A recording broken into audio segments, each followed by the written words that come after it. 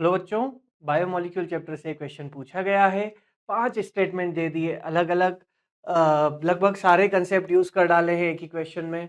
सबसे पहला दिया है activation energy of enzyme catalysed hydrolysis of sugar is lower than that of acid catalysed hydrolysis. ये बिल्कुल सही स्टेटमेंट है, एनसीईआरटी में line by line as it is दिया हुआ है।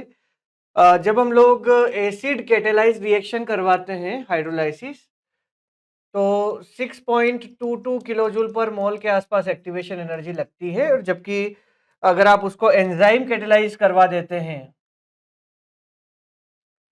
तो 2.15 किलो जूल पर मोल एनर्जी ही रिक्वायर होती है। तो इट्स मच लेसर वैल्यू, इसीलिए बोलते हैं कि enzymes are very good catalyst, biocatalyst. वो रिएक्शन को काफी ज्यादा फास्ट करवा देते हैं, और यहाँ पे दिखता भी है कि डेटा यार 6.22 से सीधा 2.15 पे लेके आ गए। तो this statement is true.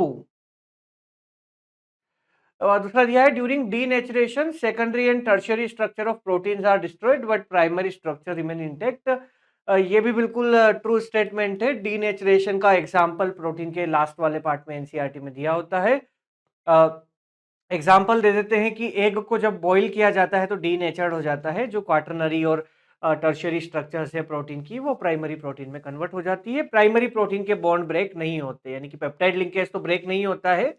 Secondary और टर्शियरी और क्वाटरनरी प्रोटीन के अंदर जो van der Waal force of attraction है, इलेक्ट्रोस्टैटिक फोर्स ऑफ अट्रैक्शन है, एच बॉन्डिंग है, सल्फर की वजह से जो अट्रैक्शन आ रहे हैं, वो सारे जो अट्रैक्शन है वो रिमूव हो जाते हैं when denaturation take place. True statement दिया है nucleotides are joined together by glycosidic linkage between C1 and C4 carbon. गलत बात है। न्यूक्लियोटाइड्स के अंदर जो लिंकेज होता है वो C1 और C3 और C5 कार्बन के बीच देखने को मिलता है।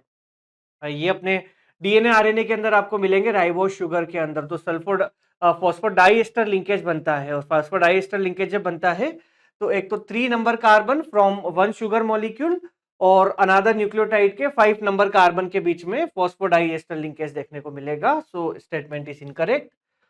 डी लिखा है quaternary structure of protein represent overall folding of the polypeptide chain. तो ये ओवरऑल फोल्डिंग वाला जो पार्ट है ना, ये तो टर्शियरी स्ट्रक्चर बताती है प्रोटीन की। Tertiary 3 degree structure, 3 degree protein बताते हैं। क्वाटरनरी प्रोटीन के लिए तो गलत बात है। क्वाटरनरी प्रोटीन के अंदर तो 2 और मोर पॉलीपेप्टाइड चेन आपस में आके फिर बॉन्डिंग कर लेती है। This statement is also false, incorrect statement दे दिया है। ए और बी मुझे करेक्ट दिख रहे हैं, इसलिए ऑप्शन 3 जो है यहाँ पे करेक्ट आंसर हो जाएगा।